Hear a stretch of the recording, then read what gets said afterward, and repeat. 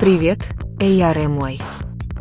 Действительно ли мир готов принять тайну, которую Чингук внезапно раскрыл утром в начале этого года?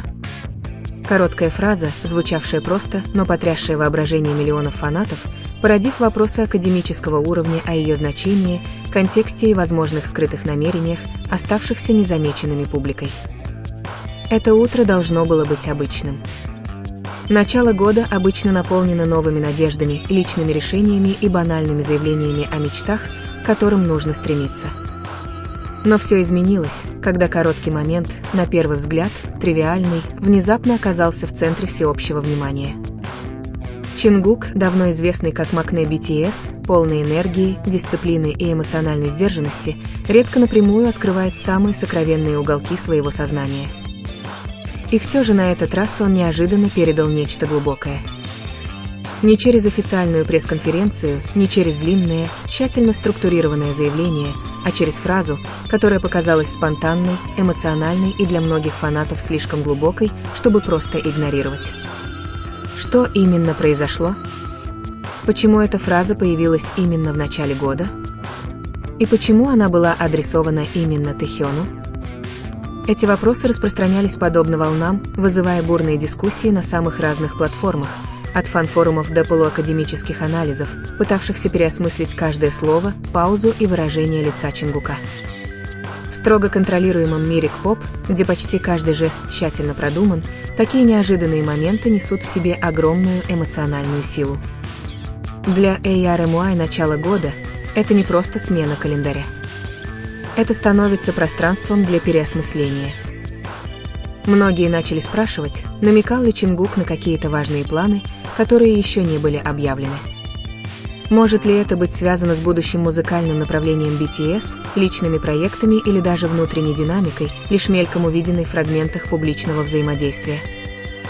В исследованиях коммуникации знаменитостей неоднозначные заявления часто функционируют не как ответы, а как стимулы. Они открывают двери для интерпретации, а не закрывают их. И именно это произошло здесь. Слова Чингука, обращенные к Тэхёну, звучали очень лично. Его тон отличался от обычного. Не было ни небрежного смеха, ни игривой болтовни. Была пауза, вздох, и создавалось впечатление, что эта фраза долго обдумывалась, и только сейчас он набрался смелости высказаться. Некоторые фанаты даже назвали этот момент слишком интимным для публичного выступления. С точки зрения психологии коммуникации, начало года – это период экзистенциальных размышлений. Люди оценивают прошлое и строят планы на будущее. Когда публичная фигура, такая как Чингук, делает это открыто, эффект многократно усиливается. Его слова перестают принадлежать только ему, ими делятся миллионы людей, которые чувствуют эмоциональную связь. Тэхён, как непосредственный адресат, неизбежно оказался в центре внимания. Его реакция, или ее отсутствие, стало предметом пристального изучения.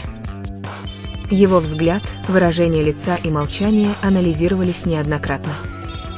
В фандомной культуре молчание часто имеет большее значение, чем речь. Это согласие, удивление, глубокое понимание. Однозначного ответа нет, и эта неопределенность только усиливает интерес.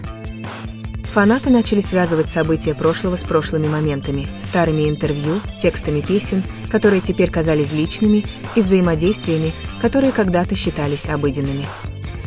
Это явление, известное в нарративных исследованиях как ретроспективное смыслообразование, происходит, когда прошлые события переосмысливаются в свете нового контекста.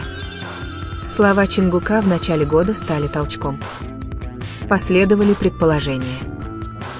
Некоторые считают, что это намекает на необъявленное сотрудничество между Чингуком и Тэхёном. Другие видят в этом символ жизненных перемен, как профессиональных, так и личных. Однако все это остается лишь интерпретацией. Официального подтверждения не последовало. Никаких разъяснений не было. С социологической точки зрения, эта двусмысленность подпитывает дискурс фандома.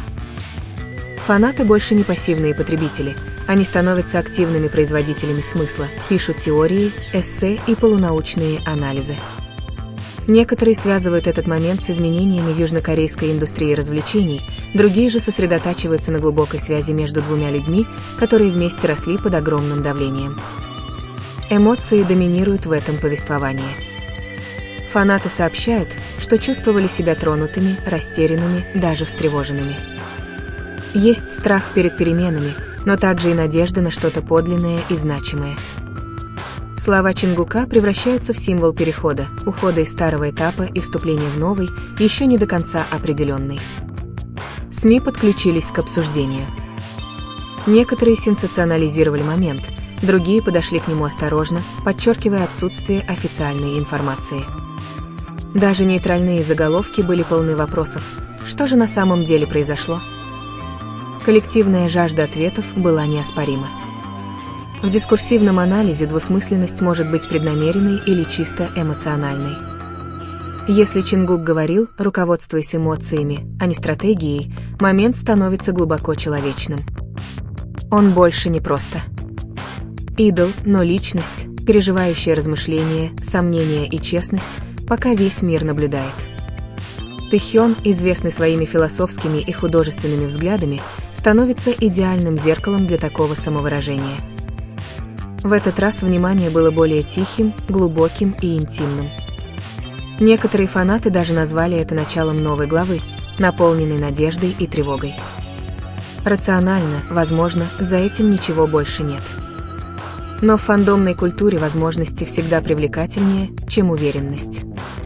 И пока нет объяснения, пространство для интерпретаций остается открытым. Возможно, в этом и заключается истинная сила этого момента. Он объединяет фанатов в общем любопытстве и коллективном ожидании. Спокойное начало года превращается в ландшафт эмоциональных интерпретаций. Чингук изменил глобальное настроение одним предложением. Взвешенный ответ Тэхёна углубил тайну. А фанаты, посредством анализа и эмоций, стали неотъемлемой частью повествования. В конце концов, центральный вопрос может заключаться не в том, что раскрыл Чингук, а в том, почему нам так любопытно. Речь идет о скрытых планах или о человеческом стремлении найти смысл в едва уловимых знаках? Речь идет о будущем BTS или о двух людях, размышляющих о совместной жизни под светом софитов? Год начался не с ответов, а с вопросов. И пока эти вопросы остаются актуальными, история продолжается, ожидая, пока время, контекст или, возможно, сама тишина принесут ясность. Не все сюрпризы предназначены для объяснения. Некоторые нужно прочувствовать. И именно поэтому этот момент не будет легко забыт.